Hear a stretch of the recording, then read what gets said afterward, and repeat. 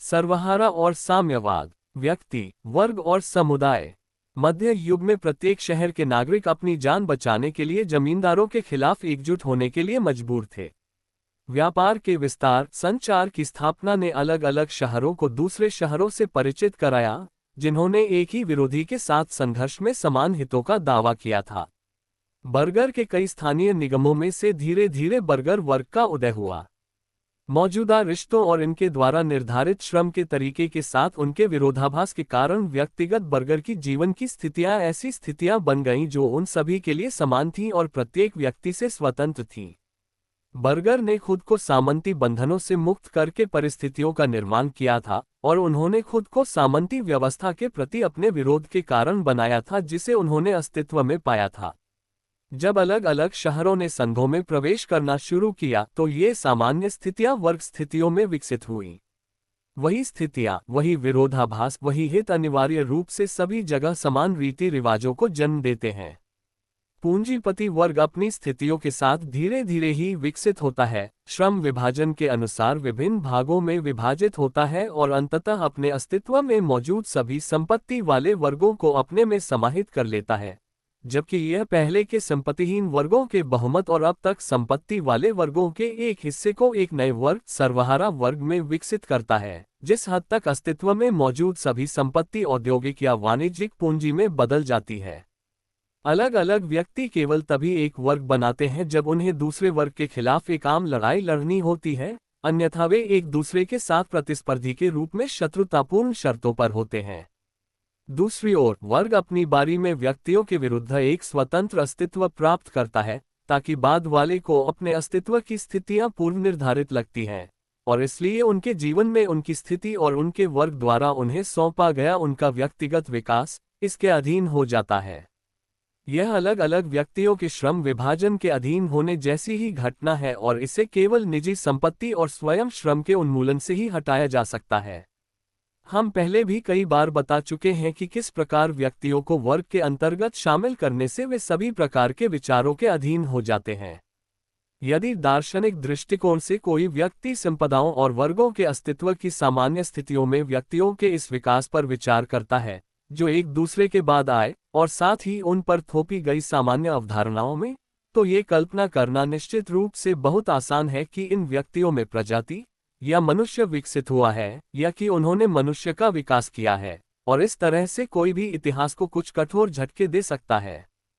कोई व्यक्ति इन विभिन्न संपदाओं और वर्गों को सामान्य अभिव्यक्ति, प्रजातियों की अधीनस्थ किस्मों या मनुष्य के विकासवादी चरणों के विशिष्ट शब्दों के रूप में समझ सकता है। व्यक्तियों को निश्चित वर्गों के अंतर्गत समाहित करने की यह प्रथा तब तक समाप्त नहीं की जा सकती जब तक कि एक ऐसा वर्ग आकार नहीं ले लेता जिसके पास शासक वर्ग के विरुद्ध दावा करने के लिए कोई विशेष वर्ग हित न रह जाए। श्रम विभाजन के माध्यम से व्यक्तिगत शक्तियों, संबंधों का भौतिक शक्तियों में परिवर्तन किसी के मन से इसके सामान्य विचार को खारिज करके दूर नहीं किया जा सकता है, बल्कि इसे केवल व्यक्तियों द्वारा इन भौतिक शक्तियों को फिर से अपने अधीन करके और श्रम विभाजन को समाप्त करके समाप्त किया जा सकता है। समुदाय के बिना यह संभव नहीं है। केवल समुदाय में दूसरों के साथ प्रत्येक व्यक्ति के पास सभी दिशाओं में अपनी प्रतिभाओं को विकसित करने का साधन होता है, इसलिए केवल समुदाय में ही व्यक्तिगत स्वतंत्रता संभव है। समुदाय के पिछले विकल्पों में, राज्य आदि में व्यक्तिगत स्वतंत्रता केवल उन व्यक्तियों के लिए मौजूद थी जो शासक वर्ग के संबंधों के भीतर विकसित हुए थे, और केवल इस हद तक कि वे इस वर्ग के व्यक्ति थे। भ्रामक समुदाय, जिसमें अब तक व्यक्ति शामिल रहे हैं, ने हमेशा उनके संबंध में एक स्वतंत्र अस्तित्व ग्रहण किया, और साथ ही, चूंकि यह एक वर्ग का दूसरे के विरुद्ध संयोजन था, न केवल एक पूरी तरह से भ्रामक समुदाय था, बल्कि एक नया बंधन भी था। एक वास्तविक समुदाय में व्यक्ति अपनी स्वतंत्रता अपने संघ में और उसके माध्यम से प्राप्त करते हैं। व्यक्तियों ने हमेशा खुद पर निर्माण किया है, लेकिन स्वाभाविक रूप से अपने दिए गए ऐतिहासिक परिस्थितियों और संबंधों के भीतर खुद पर, विचारधाराओं के अर्थ में शुद्ध व्यक्ति पर नहीं।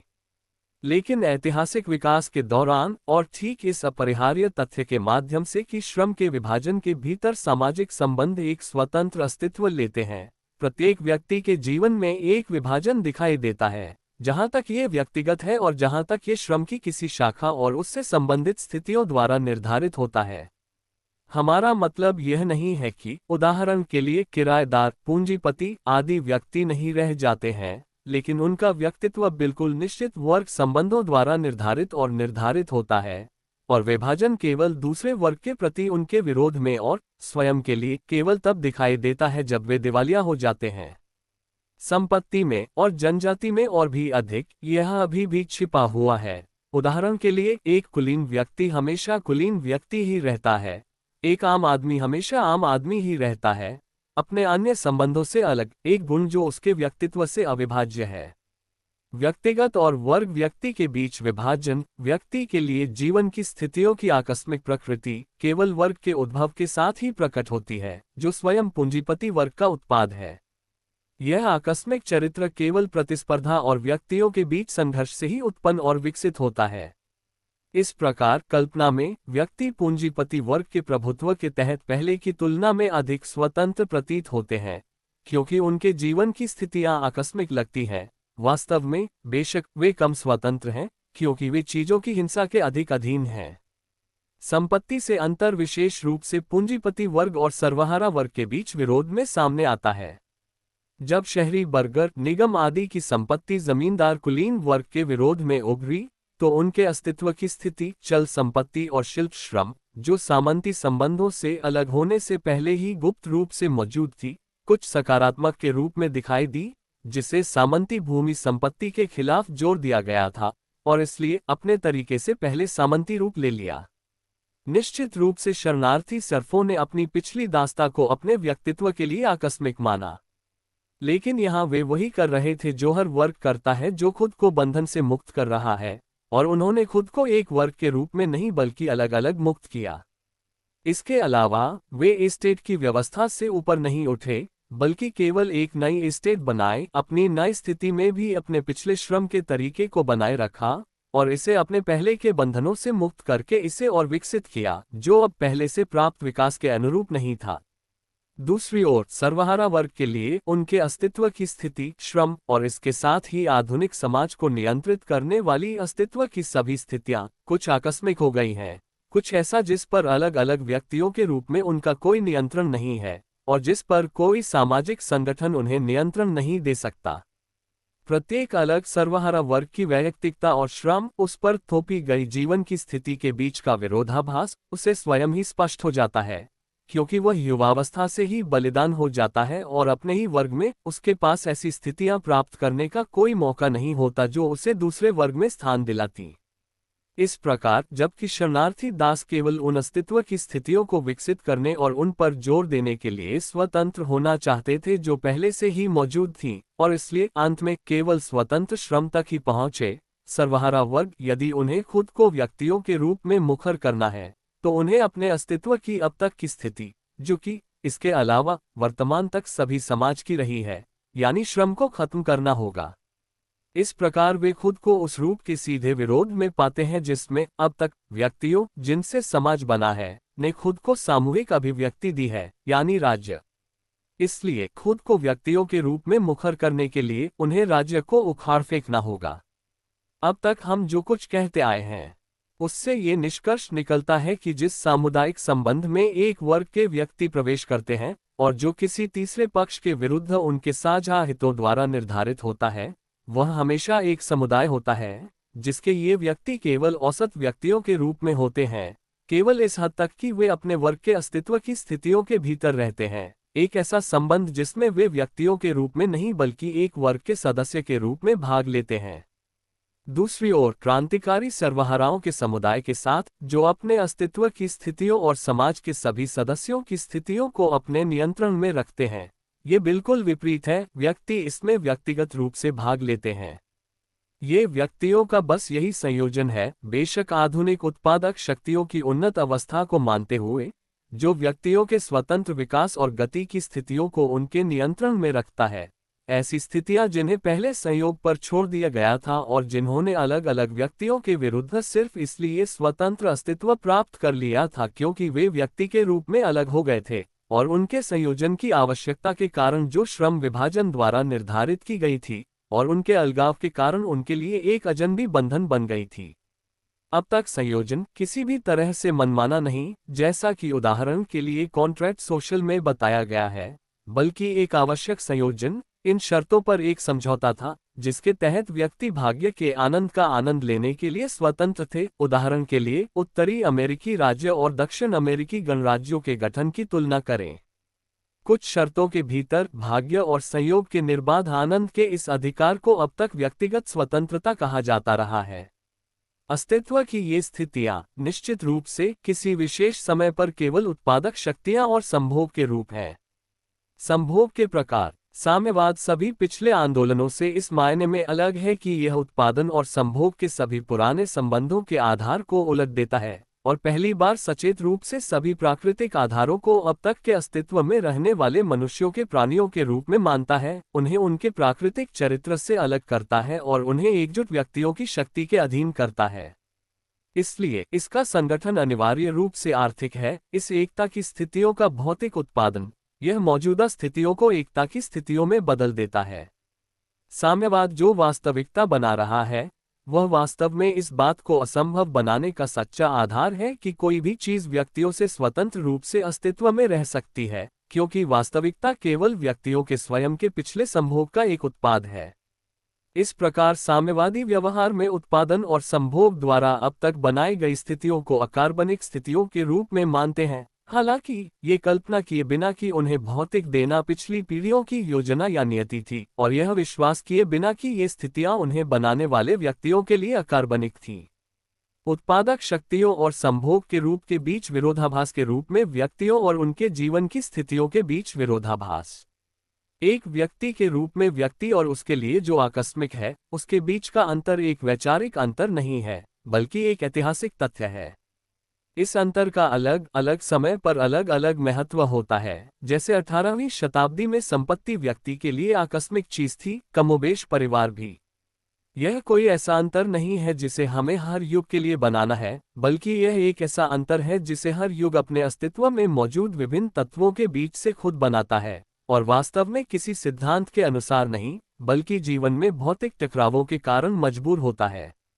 जो बात बाद के युग के लिए आकस्मिक प्रतीत होती है वह पहले के युग के विपरीत है, और यह पहले के युग द्वारा हस्तांतरित तत्वों पर भी लागू होती है। वह है संभोग का एक रूप जो उत्पादक शक्तियों के विकास के एक निश्चित चरण के अनुरूप था। उत्पादक शक्तियों का संभोग के रूप से संबंध संभोग के रूप का व्यक्तियों के व्यवसाय या गतिविधि से संबंध है। इस क्रियाकलाप का मूल रूप निस्संदेह भौतिक है, जिस पर अन्य सभी रूप मानसिक, राजनीतिक, धार्मिक आदि निर्भर करते हैं। भौतिक जीवन के विभिन्न आकार निस्संदेह प्रत्येक मामले में उन आवश्यकताओं पर निर्भर करते हैं जो पहले से ही विकसित हैं, और इन आवश्यकताओं का उत्पादन साथ ही साथ संतुष्टि एक ऐतिहासिक प्रक्रिया है जो भेड़ या कुत्ते के मामले में नहीं पाई जाती है। स्टिना का दुर्दम्य प्रमुख तर्क एडवर्सस होमिनम, हालांकि भेड़ और कुत्ते अपने वर्तमान रूप में निश्चित रूप से, लेकिन मालग्रेयूक्स एक ऐतिहासिक प्रक्रिया के उत्पाद हैं। जिन स्थितियों के तहत व्यक्ति एक दूसरे के साथ संबंध रखते हैं, जब तक कि उपर्युक्त विरोधाभास अनुपस्थित है, वे उनकी वैयक्तिकता से संबंधित स्थितियां हैं, किसी भी तरह से उनके लिए बाहरी नहीं हैं। जिन स्थितियों के तहत ये निश्चित व्यक्ति निश्चित संबंधों के तहत रहते हुए अकेले अपने भौतिक जीवन और इसके साथ जुड़े हुए चीजों का उत्पादन कर सकते हैं, इस प्रकार उनकी आत्म गतिविधि की स्थितियां हैं और इस आत्म गतिविधि द्वारा उत्पन्न होती हैं। इस प्रकार जिस निश्चित स्थिति में वे उत्पादन करते हैं वह तब तक उनकी वातानुकूलित प्रकृति उनके एकतरफा अस्तित्व की वास्तविकता से मेल खाती है, जिसकी एकतरफाता केवल तभी स्पष्ट होती है जब विरोधाभास दृश्य में प्रवेश करता है और इस प्रकार बाद के व्यक्तियों के लिए मौजूद होता है। तब ये स्थिति एक आकस्मिक बंधन के रूप में प्रकट होती है, और यह चेतना की यह एक बंधन है पहले के युग में भी आरोपित की जाती है।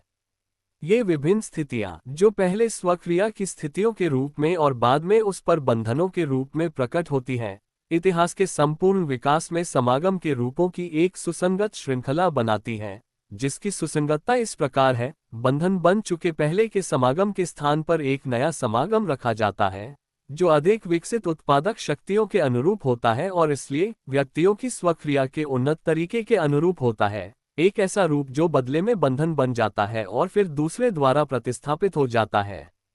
चूंकि ये स्थितियां प्रत्येक चरण में उत्पादक शक्तियों के एक साथ विकास के अनुरूप होती हैं, इसलिए उनका इतिहास एक ही समय में प्रत्येक नई पीढ़ी द्वारा अपनाई गई विकासशील उत्पादक शक्तियों का इतिहास होता है, और इसलिए ये व्यक्तियों की शक्तियों के विकास का इतिहास होता है। चूंकि यह विकास स्वाभाविक रूप से होता है, यानी स्वतंत्र रूप से संयुक्त व्यक्तियों की सामान्य योजना के अधीन नहीं होता, यह विभिन्न इलाकों, जनजातियों, राष्ट्रों, श्रम की शाखाओं आदि से आगे बढ़ता है, जिनमें से प्रत्येक शुरू में दूसरों से स्वतंत्र रूप से विकसित होता है और धीरे धीरे दूसरों के साथ संबंध में प्रवेश करता है। इसके अलावा ये बहुत धीरे धीरे होता है, विभिन्न चरण और हित कभी भी पूरी तरह से दूर नहीं होते हैं, बल्कि केवल प्रचलित हित के अधीन होते हैं और बाद में सदियों तक बाद के हित के साथ चलते हैं। इससे ये निष्कर्ष निकलता है कि एक राष्ट्र के भीतर व्यक्तियों का उनकी आर्थिक परिस्थितियों से अलग भी बिल्कुल अलग अलग विकास होता है, और एक पहले का हित जिसका विशिष्ट रूप बाद के हित से संबंधित होने से पहले ही बाहर हो चुका है, बाद में लंबे समय तक भ्रामक समुदाय, राज्य, कानून में एक पारंपरिक शक्ति के कब्जे में रहता है जिसने व्यक्तियों से स्वतंत्र अस्तित्व हासिल कर लिया है, एक ऐसी शक्ति जिसे अंतिम उपाय के रूप में केवल क्रांति द्वारा ही तोड़ा जा सकता है। ये बताता है कि व्यक्तिगत बिंदुओं के संदर्भ में जो अधिक सामान्य सारांश की अनुमति देते हैं, चेतना कभी कभी समकालीन अनुभवजन्य संबंधों की तुलना में अधिक उन्नत दिखाई दे सकती है, ताकि बाद के युग के संघर्षों में पहले के सिद्धांतकारों को प्राधिकारियों के रूप में संदर्भित किया जा सके। दूसरी ओर उत्तरी अमेरिका जैसे देशों में जो पहले से ही उन्नत ऐतिहासिक युग में शुरू होते हैं, विकास बहुत तेजी से होता है। ऐसे देशों के पास व्यक्तियों के अलावा कोई अन्य प्राकृतिक आधार नहीं होता है, जो वहां बस गए और उन्हें ऐसा करने के लिए प्रेरित किया गया क्योंकि पुराने देशों के संबंधों के रूप उनकी जरूरतों के अनुरूप नहीं थे। इस प्रकार वे पुराने देशों के सबसे उन्नत व्यक्तियों से शुरू करते हैं, और इसलिए सबसे उन्नत प्रकार के संबंधों से, इससे पहले कि यह संबंध पुराने देशों में खुद को स्थापित कर सके। ये सभी उपनिवेशों के साथ मामला है जब तक कि वे केवल सैन्य या व्यापारिक स्टेशन न हो। 11वीं और 12वीं शताब्दियों में कार्थेज, यूनानी उपनिवेश और आइसलैंड इसके उदाहरण हैं। एक समान संबंध विजय से उत्पन्न होता है जब किसी अन्य धरती पर विकसित होने वाले संबंध का एक रूप विजित देश में पूरी तरह से लाया जाता है, जबकि अपने घर में यह अभी भी पहले की अवधि से बचे हुए हितों और संबंधों से घिरा हुआ था। यहाँ इसे पूरी तरह से और बिना किसी बाधा के स्थापित किया जा सकता है और किया जाना चाहिए, अगर केवल विजेताओं की स्थायी शक्ति को आश्वस्त करने के लिए। नॉर्मन विजय के बाद इंग्लैंड और नेपल्स जब उन्हें सामंती संगठन का सबसे उत्तम रूप प्राप्त हुआ। 5. उत्पादक शक्तियों और सामाजिक क्रांति के आधार के रूप में संभोग के रूप के बीच विरोधाभास। उत्पादक शक्तियों और अंतर संबंध के रूप के बीच यह अंतर्विरोध, जो जैसा कि हमने देखा पिछले इतिहास में कई बार हुआ है, तथापि आधार को खतरे में डाले बिना प्रत्येक अवसर पर अनिवार्य रूप से एक क्रांति के रूप में फूट पड़ा, तथा साथ ही विभिन्न सहायक रूप भी ग्रहण कर लिए, जैसे सर्वव्यापी टकराव, विभिन्न वर्गों के टकराव, चेतना का अंतर्विरोध, विचारों की लड़ाई आदि, राजनीतिक संघर्ष आदि। संकीर्ण दृष्टिकोण से कोई इन सहायक रूपों में से किसी एक को पृथक कर सकता है तथा उसे इन क्रांतियों का आधार मान सकता है, और यह और भी आसान है क्योंकि जिन व्यक्तियों ने क्रांतियों को शुरू किया, उन्हें अपनी संस्कृति के स्तर तथा ऐतिहासिक विकास के चरण के अनुसार अपनी स्वयं की गतिविधि के बारे में भ्रम था। इस प्रकार हमारे विचार के अनुसार इतिहास में सभी टकरावों की उत्पत्ति उत्पादक शक्तियों और अंतर संबंध के स्वरूप के बीच विरोधाभास में होती है। संयोग से किसी देश में टकराव पैदा करने के लिए यह जरूरी नहीं है कि यह विरोधाभास उस विशेष देश में अपनी चरम सीमा तक पहुंच गया हो। औद्योगिक रूप से अधिक उन्नत देशों के साथ प्रतिस्पर्धा, जो अंतर्राष्ट्रीय अंतर्संबंधों के विस्तार के कारण हुई है, पिछड़े उद्योग वाले देशों में समान विरोधाभास पैदा करने के लिए पर्याप्त है। उदाहरण के लिए जर्मनी में अव्यक्त सर्वहारा वर्ग अंग्रेजी उद्योग की प्रतिस्पर्धा के कारण सामने आया। जीत। इतिहास की यह पूरी व्याख्या विजय के तथ्य से विरोधाभासी प्रतीत होती है। अब तक हिंसा, युद्ध, लूटपाट, हत्या और डकैती आदि को इतिहास की प्रेरक शक्ति के रूप में स्वीकार किया जाता रहा है।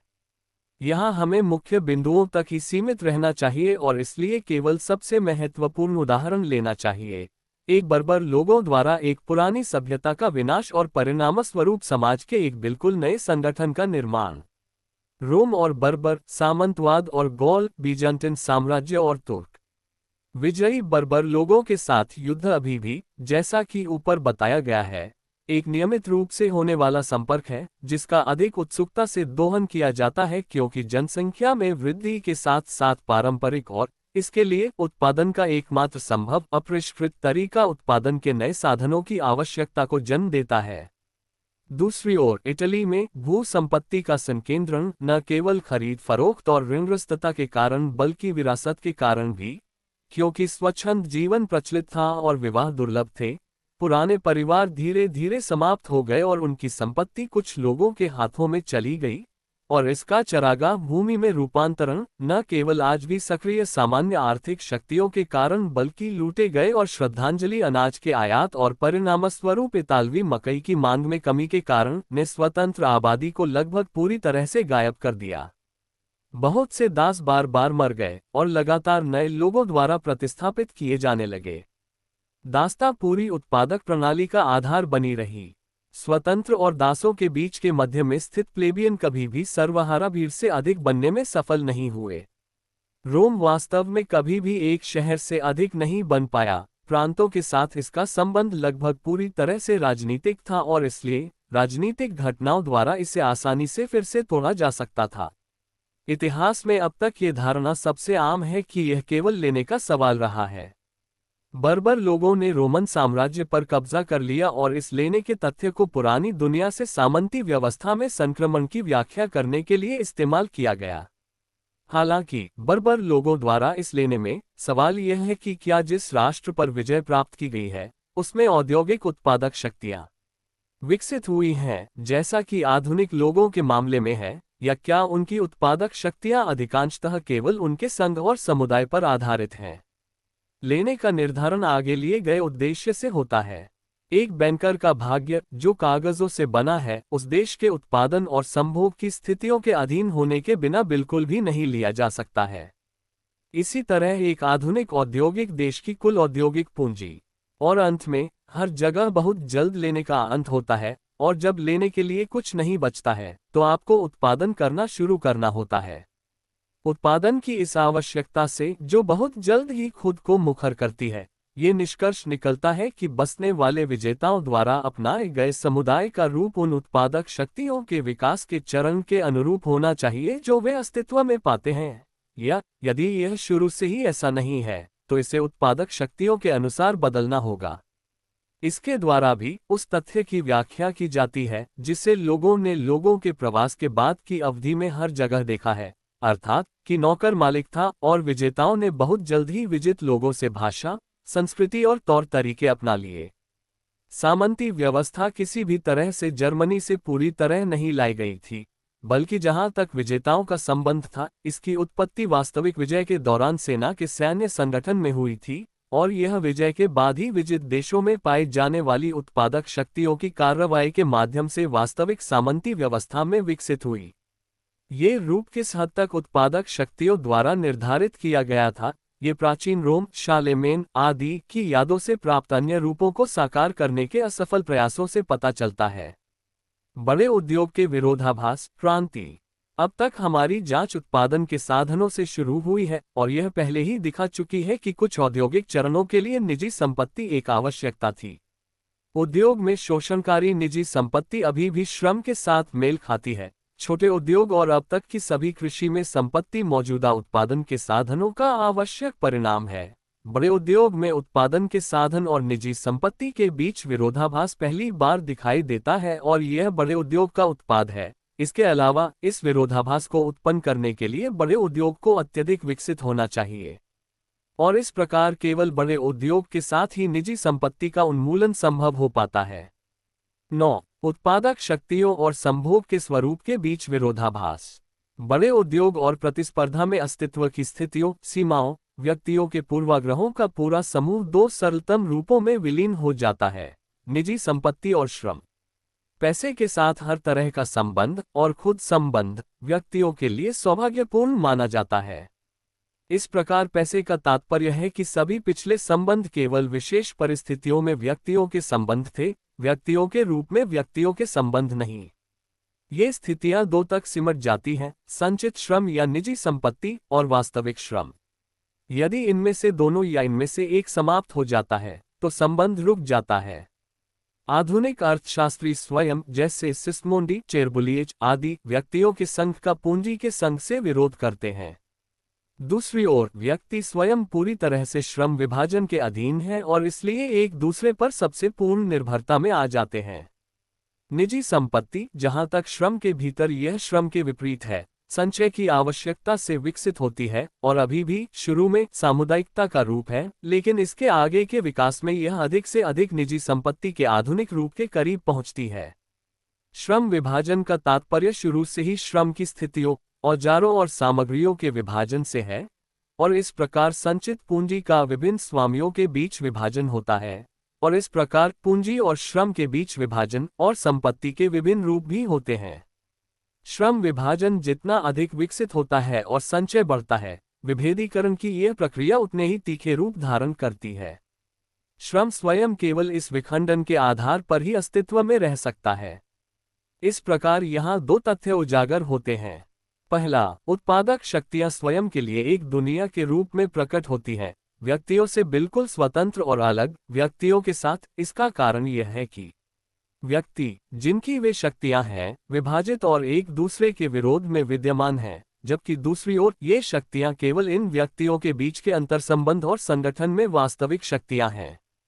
इस प्रकार एक ओर हमारे पास उत्पादक शक्तियों की एक समग्रता है, जिन्होंने, जैसा कि यह था, एक भौतिक रूप ले लिया है, और व्यक्तियों के लिए अब व्यक्तियों की शक्तियां नहीं हैं, बल्कि निजी संपत्ति की शक्तियां हैं, और इसलिए व्यक्तियों की केवल इस हद तक कि वे स्वयं निजी संपत्ति के स्वामी हैं। किसी भी पहले की अवधि में उत्पादक शक्तियों ने व्यक्तियों के बीच के अंतर्संबंध के प्रति इतना उदासीन रूप कभी नहीं लिया, क्योंकि उनका अंतर्संबंध स्वयं पहले एक सीमित अंतर्संबंध था।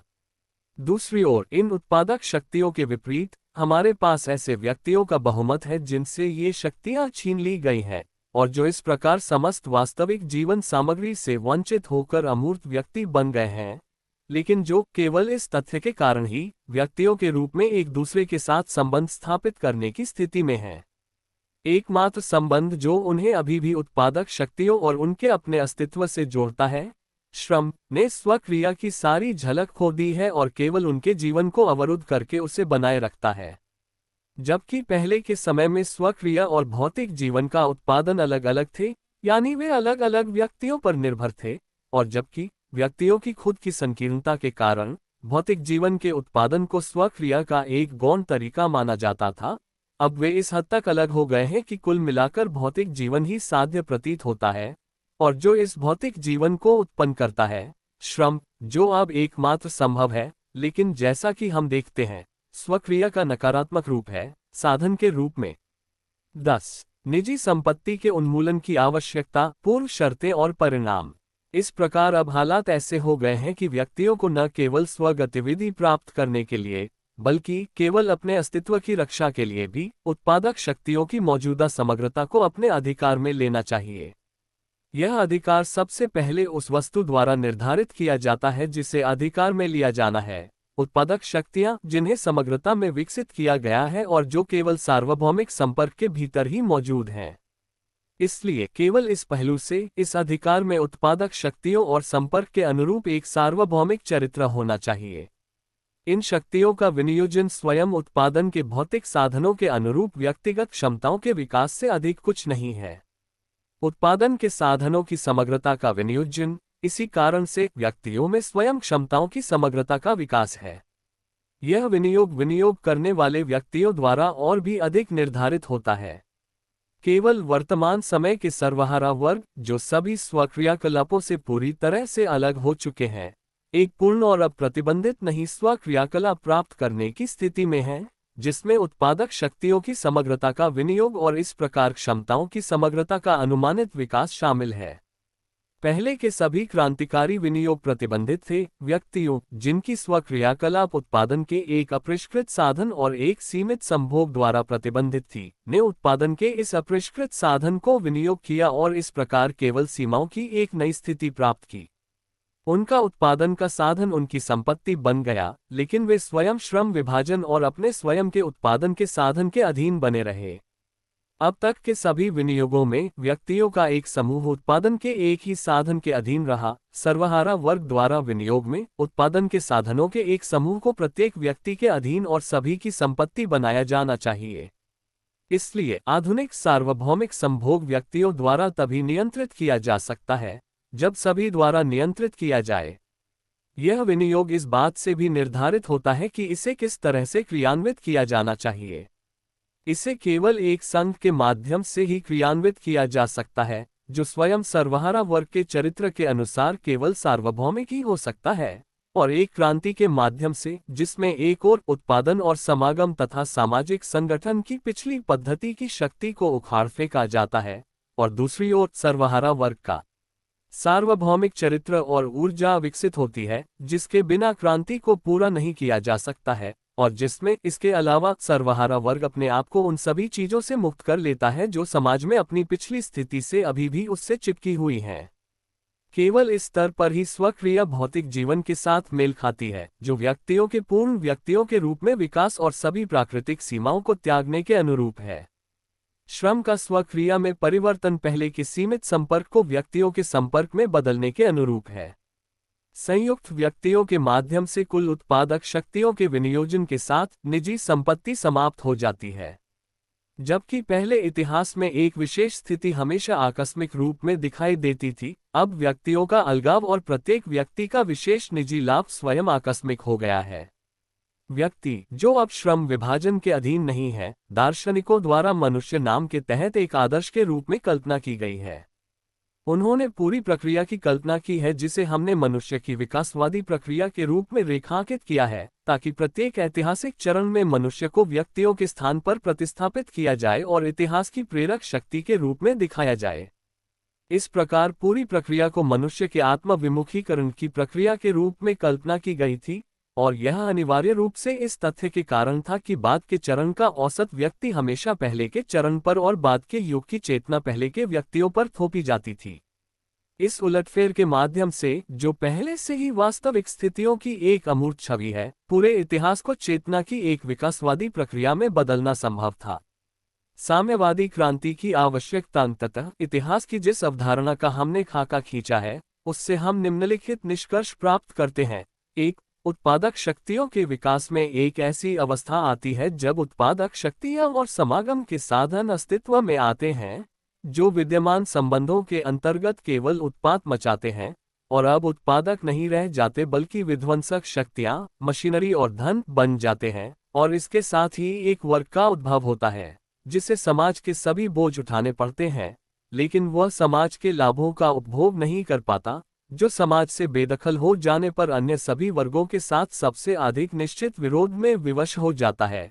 एक ऐसा वर्ग जो समाज के सभी सदस्यों का बहुमत बनाता है, और जिसमें से एक मौलिक क्रांति की आवश्यकता की चेतना, साम्यवादी चेतना, उत्पन्न होती है, जो निस्संदेह इस वर्ग की स्थिति के चिंतन के माध्यम से अन्य वर्गों में भी उत्पन्न हो सकती है।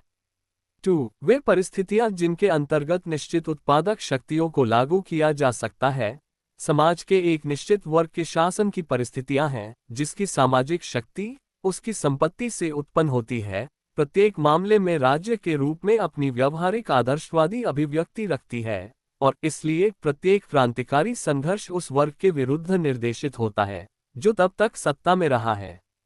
3. अब तक की सभी क्रांतियों में गतिविधि का तरीका हमेशा अछूता रहा, और यह केवल इस गतिविधि के एक अलग वितरण, अन्य व्यक्तियों के बीच श्रम के एक नए वितरण का सवाल था, जबकि साम्यवादी क्रांति पिछली गतिविधि के तरीके के खिलाफ निर्देशित है, श्रम को खत्म कर देती है और सभी वर्गों के शासन को स्वयं वर्गों से खत्म कर देती है, क्योंकि यह उस वर्ग द्वारा किया जाता है जो अब समाज में एक वर्ग के रूप में नहीं गिना जाता है, एक वर्ग के रूप में मान्यता प्राप्त नहीं है, और अपने आप में वर्तमान समाज के भीतर सभी वर्गों, राष्ट्रीयताओं आदि के विघटन की अभिव्यक्ति है।